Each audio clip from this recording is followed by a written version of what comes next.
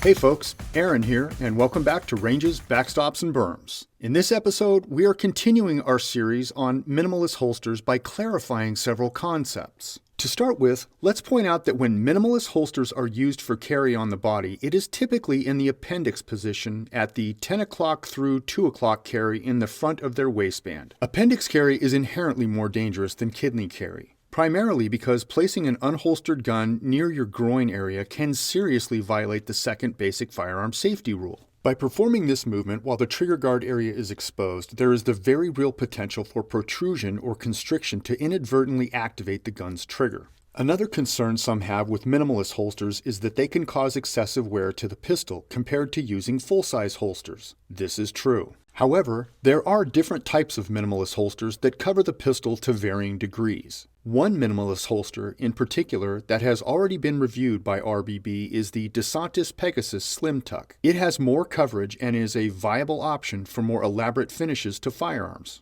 Also consider that if cosmetic appearance of your defensive firearm is so important that normal wear causes distress, perhaps a less attractive gun would be a better fit to defend yourself with. Remember that if you actually do use the firearm to defend yourself, it will likely be taken by law enforcement as evidence and you won't have access to it for a long time. If you plan to carry using a minimalist holster, at the very least, it must solidly lock onto and completely cover the gun's trigger guard. That's a defining feature of the system.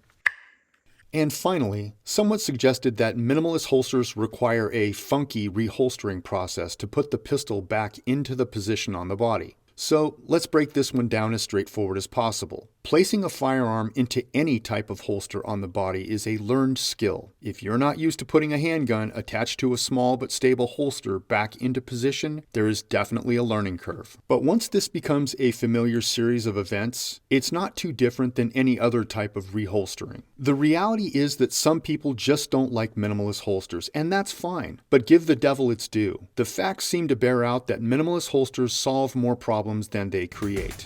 Thanks for watching, and see you next time on Ranges, Backstops, and Berms.